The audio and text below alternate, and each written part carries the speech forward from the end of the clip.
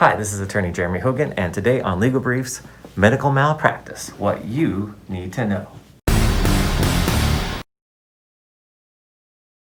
Hello. Today on Legal Briefs, we talk about medical malpractice law, and we'll use the Resident TV show, which is on Fox, for examples, because Grey's Anatomy is way too easy. Those guys commit malpractice all the time. Who is this woman? Who is this woman? I don't know. You plug her back in. Plug her back in. Well, it's a little too late for that. So I actually underwent surgery recently and took that video just joking around beforehand.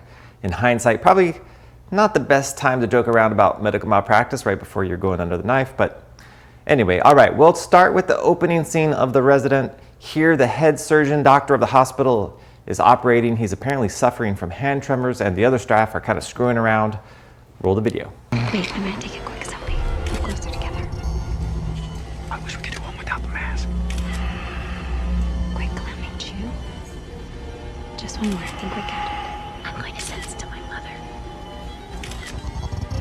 You'll get us off fire. Cameras aren't allowed in the OR. He's waking up. I need to up the SIBO. Oh my god. You hit an artery? On an appendectomy? You're losing blood fast. All right, that's a heck of an opening scene. There are two obvious things going on in that scene that you don't need to be a medical professional to see. First, the doctor should not be operating because his hands are all shaky. And two, the nurses and the anesthesiologist are taking selfies during the surgery. Boy, this is a great and easy legal case to make.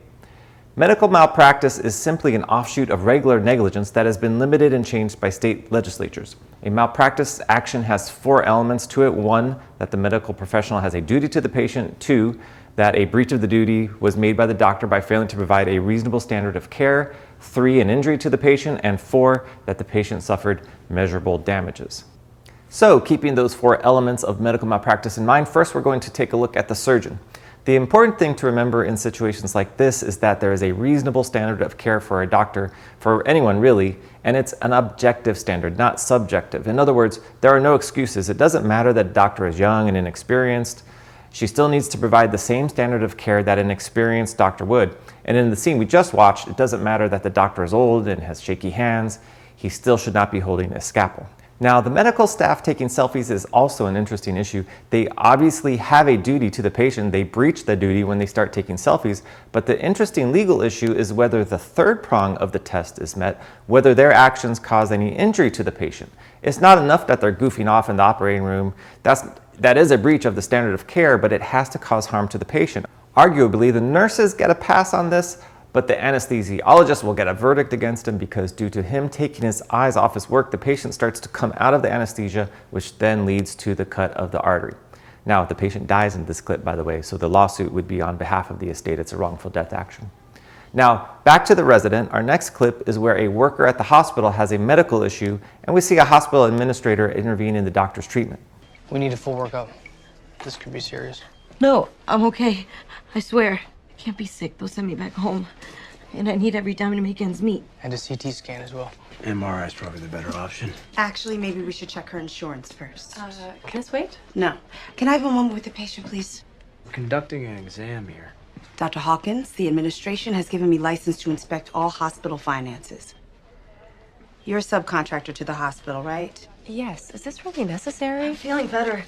I just want to go home. Rest up. She wants to go home. Great. She can't. She needs an MRI. Do you know if your company will cover an MRI? Does anyone know that stuff? I can't do this. I'm sorry. Thank you, but I'll just leave. It would be wise for you to let her go. Okay, so that administrator part was a little bit heavy-handed. Maybe they could have played like Darth Vader music when the administrative lady walks in. But let us give props to The Resident, which is on Fox, for addressing the very real fight between doctors and hospital business practices. Two interesting legal issues at play here. First, the young lady works at the hospital. She's not a hospital patient per se. This goes to the first prong of the test, which is whether the doctors even have a duty to her at all from a legal standpoint. The short answer is because the doctors are working and treating her at the hospital, there is absolutely a duty to provide her reasonable care. Compare this to if the doctor was walking home with the same young lady when she collapses on the ground. From a legal standpoint, in almost every state, if the doctor treated her after work, he is considered a good Samaritan and is considered to have no duty to provide reasonable care and is immune from lawsuit for his negligence. Here's the Florida Good Samaritan statute just to have a look at it. And it relieves Good Samaritans of any civil damages related to treatment. But in this scene, the doctors are not Good Samaritans and have undertaken the care of the patient. This leads to a duty to the patient. The second interesting thing in the clip was that the administrator came in and stuck her nose in on the procedures the doctors were ordering. This is something that doctors deal with every day, and it's the one thing that sucks about being a doctor nowadays, other than the lawsuits. The bottom line is that doctors are still held to a reasonable standard of care, notwithstanding insurance and money issues. A doctor has to order the tests he believes are necessary, and the hospital has to do the test, even if the hospital might never be paid for them. Same thing goes for lawyers. I have to prep every case for trial and spend the money on the case, even if there's a good chance we're going to lose and never recoup the money. You have to do your job as a professional no matter the money issues involved, and that puts a lot of pressure and a lot of stress on the modern doctor. Finally, the administrator is not doing the hospital a favor here because the hospital is almost always responsible for its doctor's malpractice under the doctrine of respondent superior, which we have done a vlog on before. Check it out. Medical malpractice lawsuits name the doctor and the medical facility or hospital. Almost everyone that's involved gets sued. Okay, back to the resident. Who authorized this? Who are you? Who are you? What are you doing here? I'm a doctor. She's an NP, and John here's in significant distress. He's having a normal reaction for a phase 1 first-in-human clinical trial. Reactions are what we're here to document. Now, I'm going to have to ask you to go. Oh, you don't have to ask. Jess, come on. I'm not gonna leave John. You will lose your fee if you quit. I want to go. I don't care about the money. Call rapid response. We need to get him to the ER now. Okay, so as you can see in the clip, the hospital is conducting drug studies in the hospital. Drug testing participants sign, as we know, long, complicated waivers of liability before they become guinea pigs for the drug companies, and that leads to an interesting legal question. Can you waive medical malpractice? In other words, can you sign something that says, I want you to treat me, and I agree not to ever sue you for malpractice for any reason? Well, if that was allowed, there probably wouldn't be any malpractice lawsuits. The law surrounding waivers is extremely complicated. The guy who had a bad reaction in the clip was part of a voluntary drug program, and so the waiver will probably be upheld because of the voluntary nature of the drug study. Using the same logic, they tend to uphold waivers more when procedures are elective or cosmetic. For example, if you're having Botox injections, you probably sign something agreeing to waive your right to sue the doctor for a bad reaction, and the courts will uphold that. But courts do limit waivers. For example, waivers are no good for gross negligence, acts that show a reckless disregard for someone else. A good example is our very first clip from the resident where the older doctor is trying to operate with the hand tremors. Now that's more than just a mistake. That is almost certain to lead to problems if someone like that is operating on a patient. That is considered gross negligence. Okay, let's get back to the resident now, where we find our young doctor participating in Speed Date Your Doctor. And how's the company so far?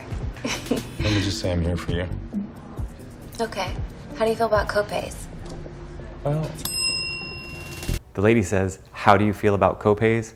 That's a completely different kind of malpractice, flirting malpractice. And finally, in discussing medical malpractice, you always have to think about damages. The truth is that the state legislatures have made malpractice very expensive to pursue on the lawyer side. In many states, the lawyer has to hire another doctor to provide a written opinion that there was malpractice before a lawsuit can even be filed.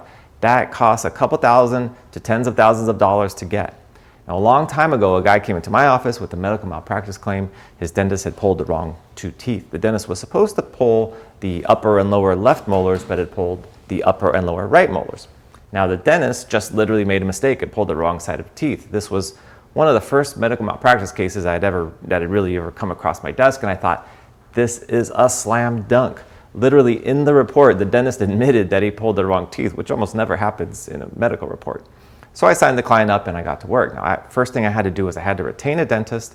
It required me to pay him $2,500. He reviewed everything, produced my pre-suit report. As expected, he said there was negligence, but here's where it got kind of tough and what I hadn't been expecting. He said that replacing the teeth would be about another $3,000 to $4,000 and that the replacement teeth would last for the life expectancy of my client, who was in his 50s. So I sent in my pre-suit demand letter and requested pre-suit mediation. At mediation, the insurance carrier would only agree to $3,000 for the teeth and an additional $6,000 for pain and suffering. That was $9,000. taking out the $2,500 for my pre-suit report, my third, only left my client about $3,000. Now the client wasn't really happy with that, but here's the problem. If we had proceeded to trial, we were going to spend over $20,000 to try the case easy. So when you're looking at a case that has a potential verdict of anything under $15,000, it doesn't make any sense to pursue it to trial because after the costs and the attorney's fees, there's nothing left for your client. And that's why you really need extremely large damages to pursue a medical malpractice case. Thanks for watching, and if there's anything you'd like to learn about in a legal brief, let me know.